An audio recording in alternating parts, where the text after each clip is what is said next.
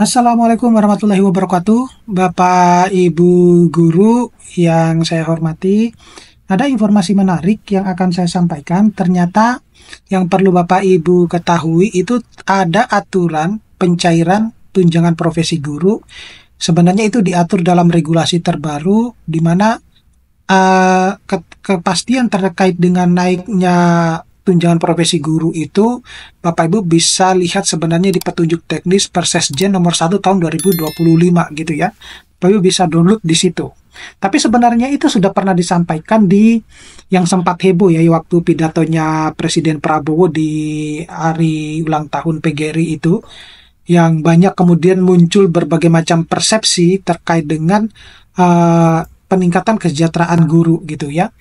Nah, kalau kita lihat di sini Bapak Ibu, ternyata ada aturan-aturan yang dibahas khusus untuk pencairan tunjangan profesi guru ini. Nah, kalau kita lihat dari berita yang ini, yang tanggal 4 Maret ini, di situ disebutkan bahwa kenaikan tunjangan profesi guru dan tunjangan khusus guru bagi guru bukan aparatur sipil negara atau non ASN itu telah resmi diatur dalam regulasi terbaru. Bapak Ibu bisa baca di regulasi ini ya, Persesjen ini. Di mana tunjangan yang sebelumnya 1,5 juta naik menjadi 2 juta per bulan itu adalah hanya ketambahan 500.000 ya. Ini yang menjadi salah persepsi kemarin gitu ya ternyata. Jadi ya teman-teman guru ya pantas untuk kecewa ya, karena siapapun ya, ketika saya juga berada di posisi begitu, saya juga pasti akan senang gitu ya, sekiranya kita akan mendapatkan 2 juta dari 1,5 ini kemudian ditambah 2 juta gitu. Pikiran kita kan semacam itu ya, ternyata hanya cuma naik 500.000 karena salah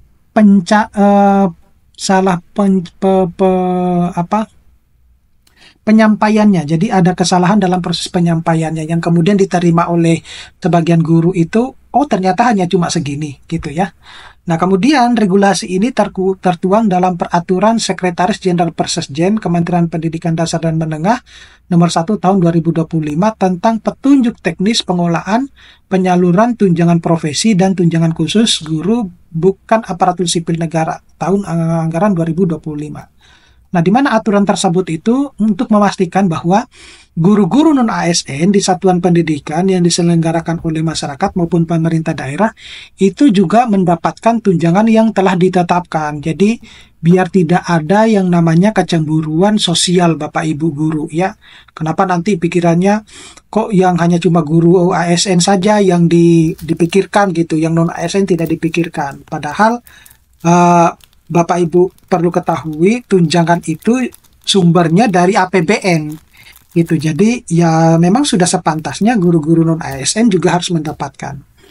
Nah, kalau kita lihat di sini terkait dengan besaran tunjangan, Bapak Ibu bisa lihat di aturan tersebut, tetapi yang perlu Bapak Ibu ketahui itu adalah ada guru-guru yang berhak menerima TPG ataupun TKG ini harus memenuhi beberapa persyaratan. Nah, diantaranya itu sebenarnya ini pernah saya bahas ya, tetapi saya ulangi kembali Bapak Ibu di video ini. Yang pertama itu memiliki satu atau lebih sertifikat pendidik ya, kemudian tercatat dalam data Dapodik, kemudian memiliki nomor registrasi guru atau NRG, kemudian aktif mengajar sesuai dengan sertifikasi pendidik yang dimiliki. Nah, ini kemarin ada yang bertanya terkait dengan 24 jam mengajar per minggu itu mereka kurang gitu ya. Nah, semestinya itu peran kepala sekolah untuk membantu guru-gurunya pada posisi itu sangat dibutuhkan untuk mencarikan bagaimana untuk memenuhi 24 jam mengajar per minggu ini ya. Itu jadi kalau di kolom komentar sudah saya sampaikan bahwa yang bersangkutan itu bisa melakukan tutor. Contohnya semacam itu, artinya tidak harus mencari sekolah untuk mengajar ya, untuk memenuhi 24 jam mengajar itu. Atau Bapak Ibu bisa melakukan aktivitasnya dengan siswanya yang masih berkaitan dengan mata pelajaran yang diajarkan.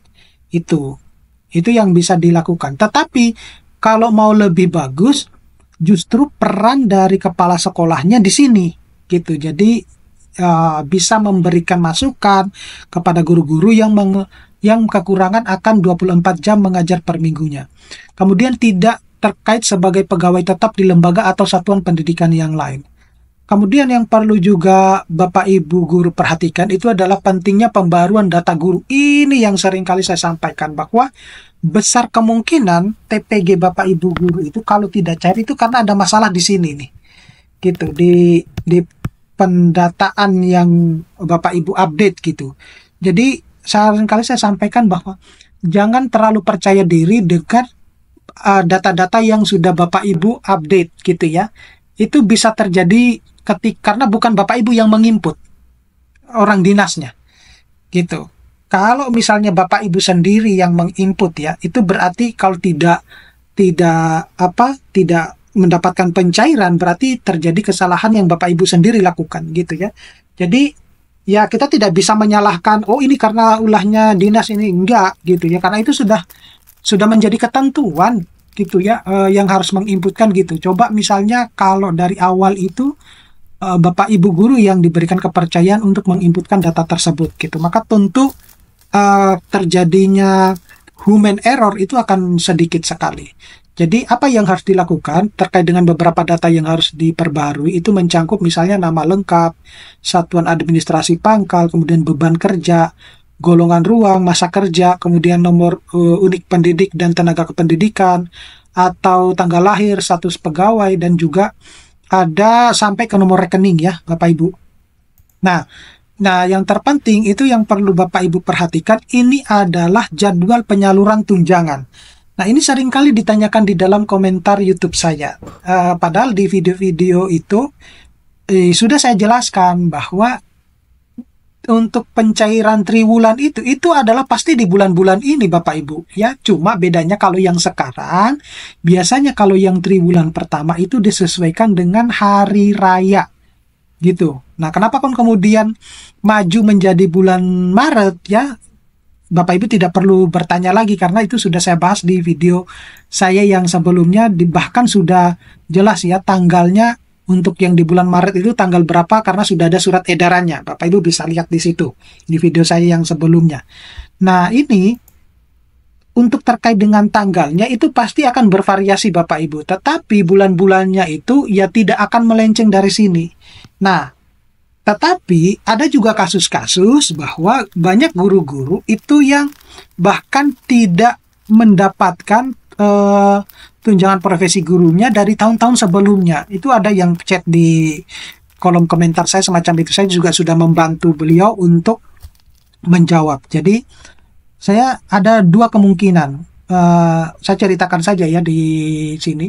Ada dua kemungkinan. Satu, yang bersangkutan itu dia sudah merasa benar data yang dia inputkan itu sudah benar gitu ya. Tetapi saya akhirnya bertanya bahwa apakah ibu atau bapak itu yakin dengan data tersebut itu sudah benar? Karena kalau sudah benar tidak akan terjadi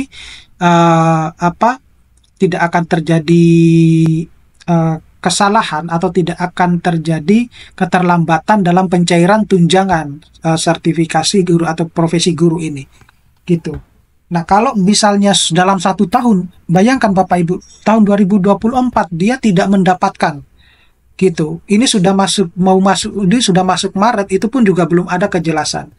Nah, akhirnya saya sampaikan bahwa coba ke dinasnya, tanyakan, ajak sama operator sekolah dan kepala sekolahnya. Tanyakan ini penting karena itu adalah haknya ibu atau bapak ya yang terkait dengan ini. Kalau itu tidak cair, nah itu berarti ada kesalahan. Nah, kemudian yang kedua yang saya tanyakan, apakah benar nomor rekening yang ibu berikan, karena nomor rekening itu yang menginputkan dinasnya.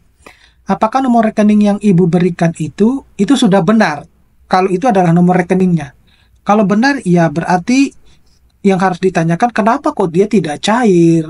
Nah, itu yang ditanyakan. Jadi Bapak Ibu, ini sudah jelas ya, bahwa untuk pencairan tunjangan masing-masing triwulan itu ya tidak akan melenceng dari sini. Ya ini saja, bulan ini aja.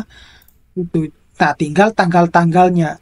Nah, kalau berbeda dengan yang pencairannya sertifikasi dosen ya. Kalau dosen itu pasti di atas tanggal 20. Itu sudah pasti itu. Kalau untuk yang non PNS, sedangkan yang PNS itu biasanya 1 minggu sebelum non PNS, dan itu terjadi setiap bulan. Jadi tidak perlu harus khawatir. Nah, kemudian apa yang juga yang harus dilakukan itu adalah monitoring dan evaluasi. Ya, jadi Puslapdik ini akan melakukan monitoring dan evaluasi terhadap penyaluran tunjangan, di mana setiap laporan itu realisasi akan pembayaran tunjangan akan dikumpulkan per semester dan digunakan sebagai dasar untuk evaluasi lebih lanjut. Nah, itu yang perlu Bapak Ibu perhatikan. Nah, mau tahu seperti apa mekanisme pencairannya itu sudah saya bahas di video saya sebelumnya. Oke, terima kasih. Mudah-mudahan ini bisa bermanfaat buat teman-teman guru. Nanti kita akan ketemu pada video-video berikutnya. Assalamualaikum warahmatullahi wabarakatuh.